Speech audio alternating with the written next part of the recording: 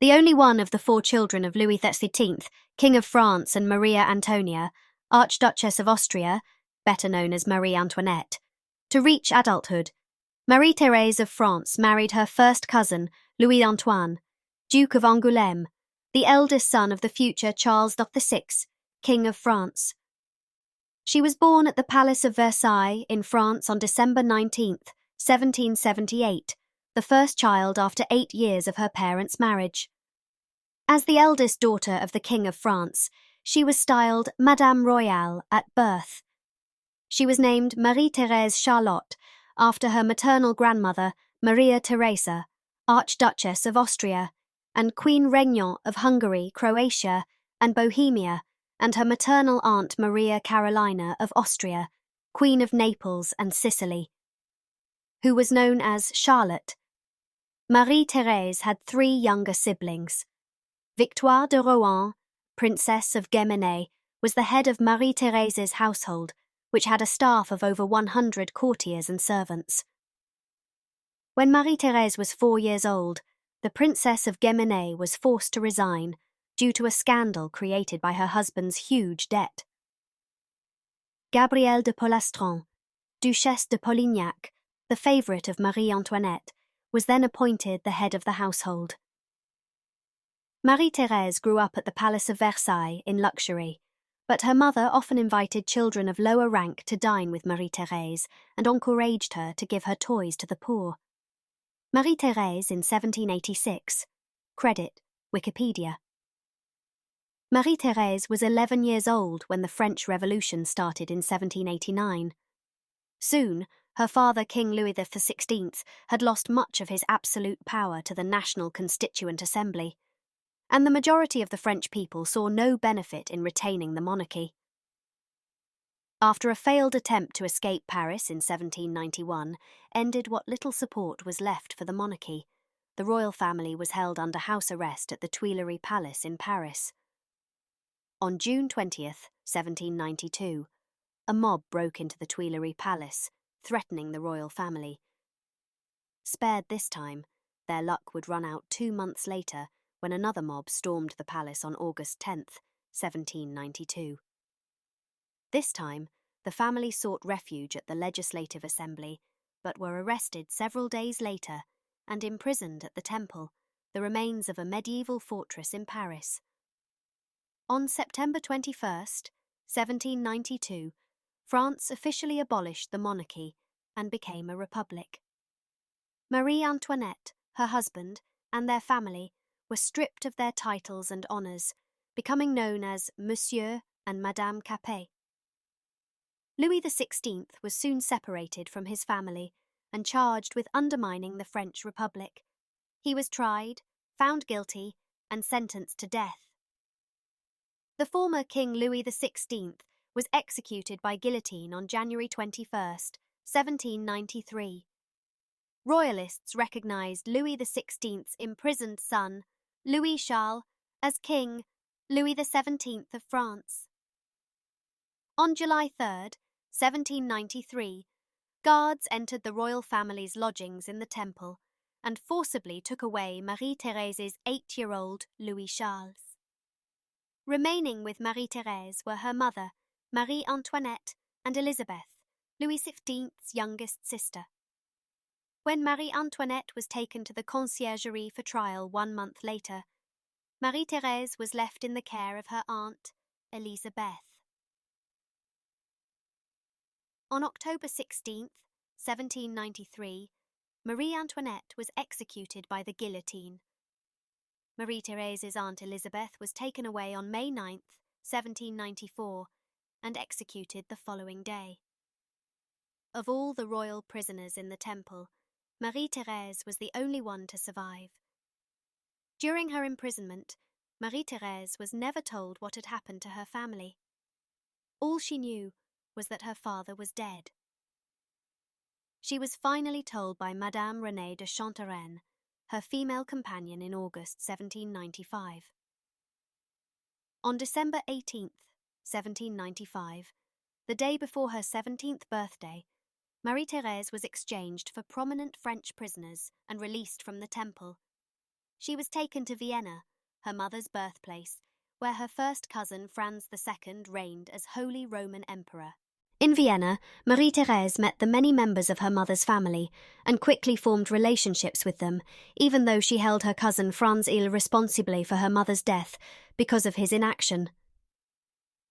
In 1796, Marie-Thérèse refused to marry Archduke Charles of Austria, Duke of Teschen, brother of Franz II, Holy Roman Emperor, whom she considered an enemy of France.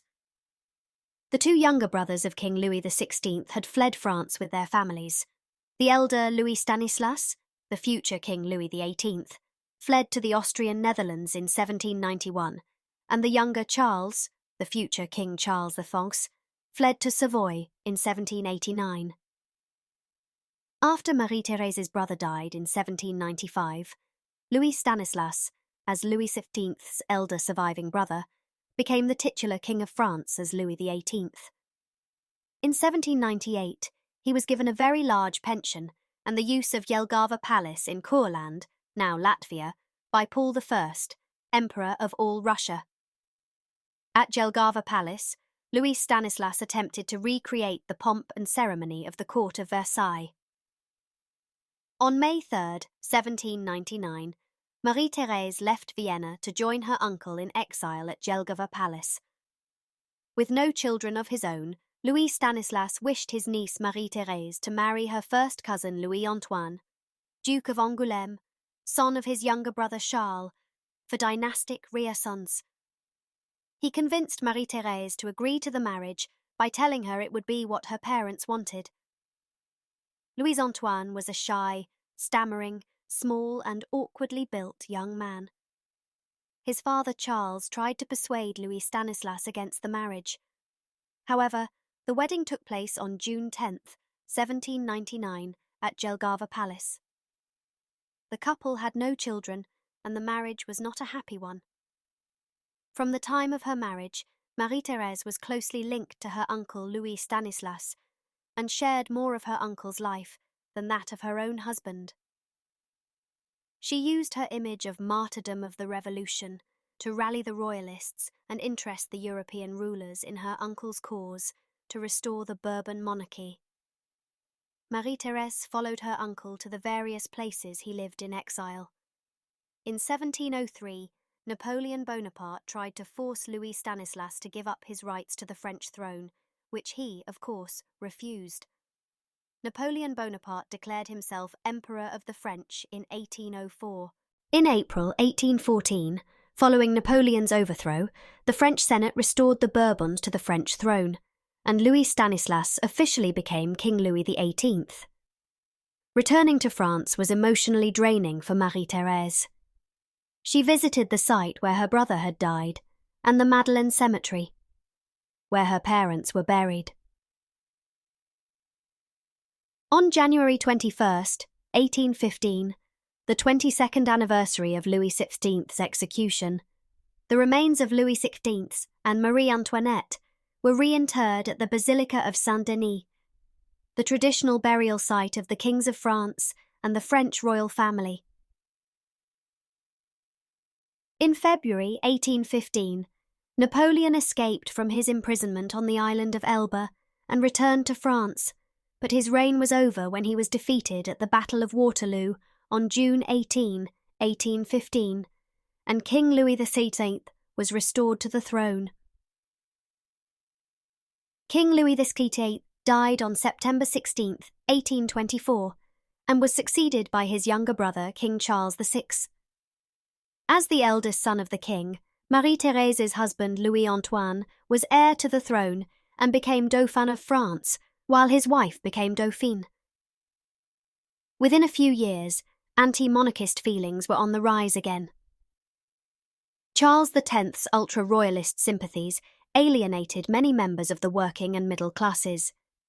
This led to the July Revolution of 1830. On August 2, 1830, King Charles VI was forced to abdicate the French throne.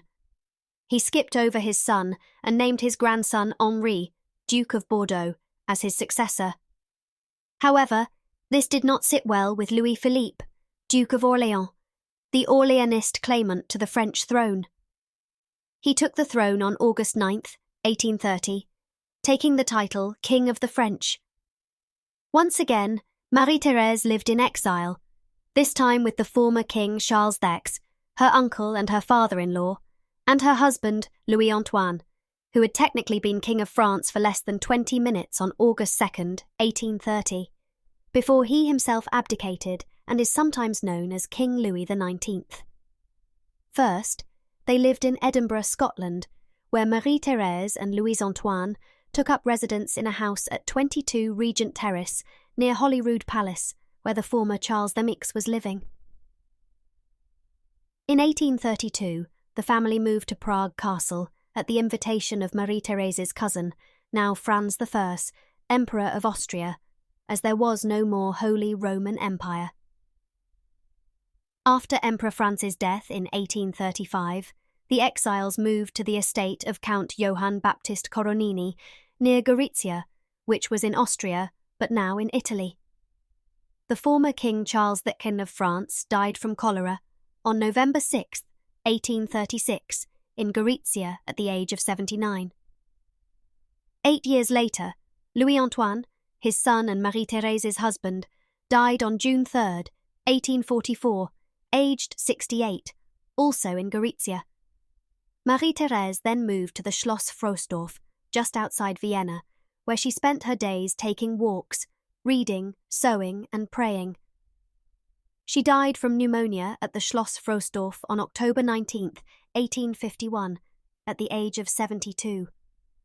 The former Charles X, his son Louis-Antoine and Marie-Thérèse were all buried at the Kostanjevica monastery. The monastery had originally been in Gorizia, but in 1947, the border between Italy and Yugoslavia was set just a few hundred meters westward from the monastery, and the monastery became part of the newly established town of Nova Gorica, then in Yugoslavia, now in Slovenia,